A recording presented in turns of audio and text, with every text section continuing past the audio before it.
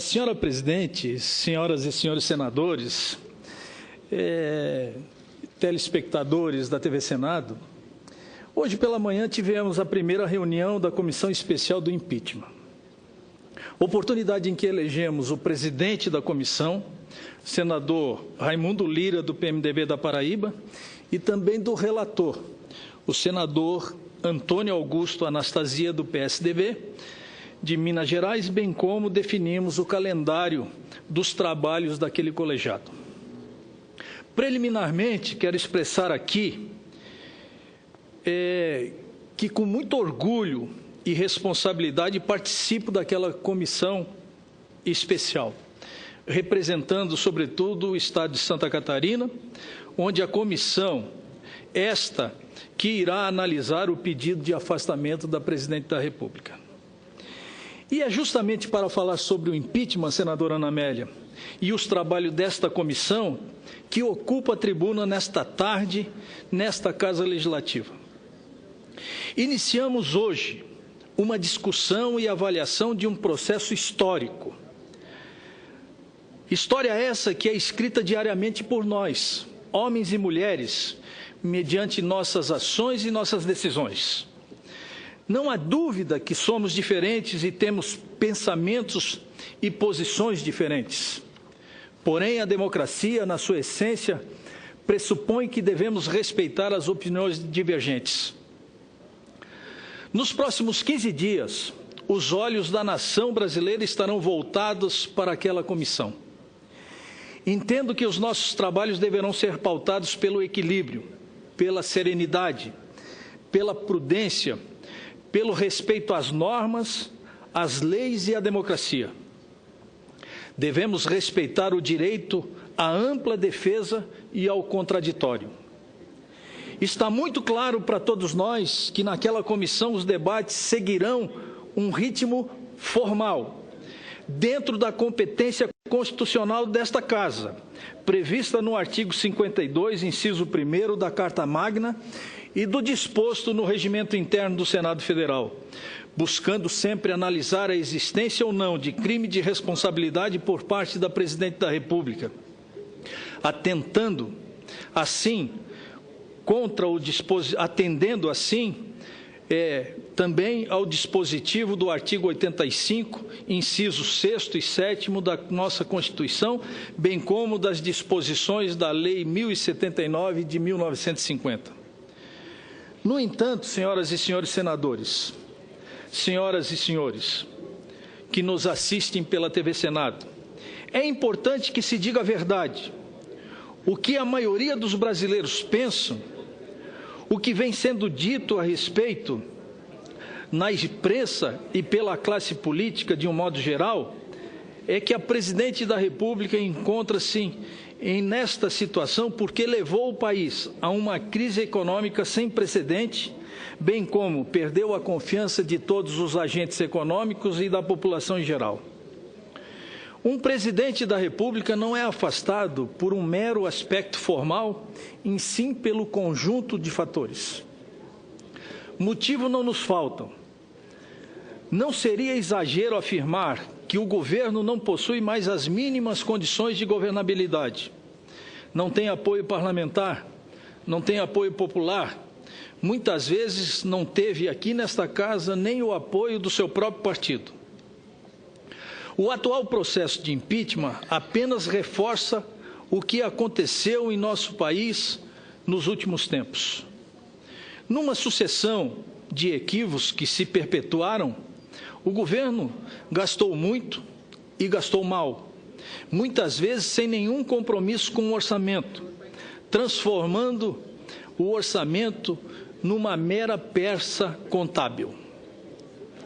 A democracia não pode permitir tais excessos e tais exageros. A verdade é que se o Brasil fosse uma empresa, inevitavelmente estaria falido, diante do monumental desequilíbrio entre receita e despesa. Como dizia Peter Drucker, abre aspas, não existe país subdesenvolvido, existem países subgovernados.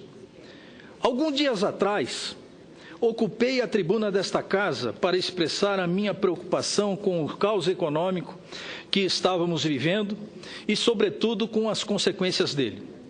Na oportunidade, mencionei que era urgente a necessidade de um pacto nacional onde situação e oposição pudessem esquecer suas diferenças, sentarem à mesma mesa e apresentarem um plano de salvação nacional. Os fatos são esses. O governo está desestruturado, a máquina pública emperrada e os servidores desmotivados. A dívida pública chegou a patamares alarmantes. Há um sério risco de falência do setor público. Os estados e os municípios já estão em queda livre. A economia também. O mercado perdeu a confiança no país. Os investidores inseguros estão em estado de espera, aguardando o desenrolar do processo do impeachment. Senhora Presidente, não existe presidencialismo sem um presidente forte. E, lamentavelmente, a atual presidente já há muito perdeu esta credibilidade. O desemprego e a inflação estão na ordem do dia. Entendo que o presidente da República tem que ser um indutor, um animador, um aglutinador dos anseios de seu povo, um produtor do desenvolvimento econômico e social, proporcionando aos brasileiros e às brasileiras um novo tempo. Quanto ao Senado Federal, cabe cumprir o seu papel constitucional, com a responsabilidade e sobriedade. E este senador, investido nesse momento na condição de julgador, cumprirá com altivez o seu papel, não decepcionando aqueles que o elegeram e também da população brasileira.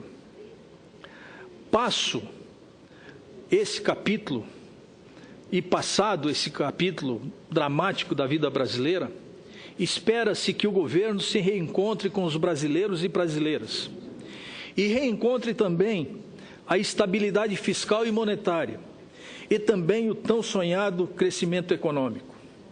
Os brasileiros, confiantes que estão, esperam e merecem um governo mais eficiente, um país melhor, mais justo e mais ético.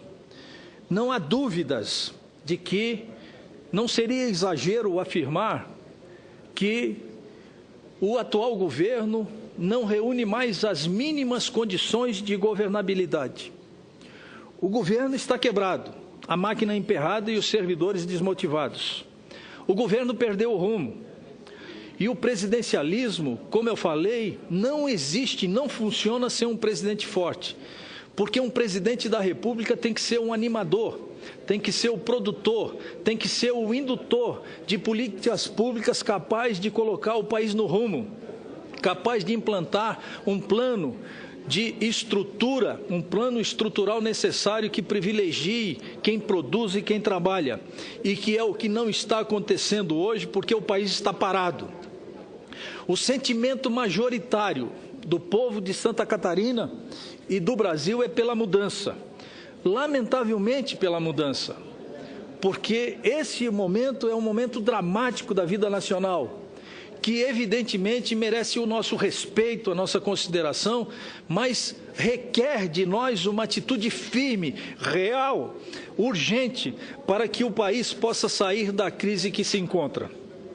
Portanto, não posso deixar daqui de mencionar que esse é um desafio que nós temos pela frente e que esse desafio seja construído com equilíbrio e serenidade por todos nós e que todos nós possamos sair daqui e sair desse projeto, senadora Simone, mais fortalecido do que nós entramos, porque o que nós desejamos é um Brasil forte, produtivo, gerando oportunidade de empregos para a nossa gente e, sobretudo, que ele possa voltar a crescer, prosperar e que os brasileiros e as brasileiras possam crescer junto com o Brasil.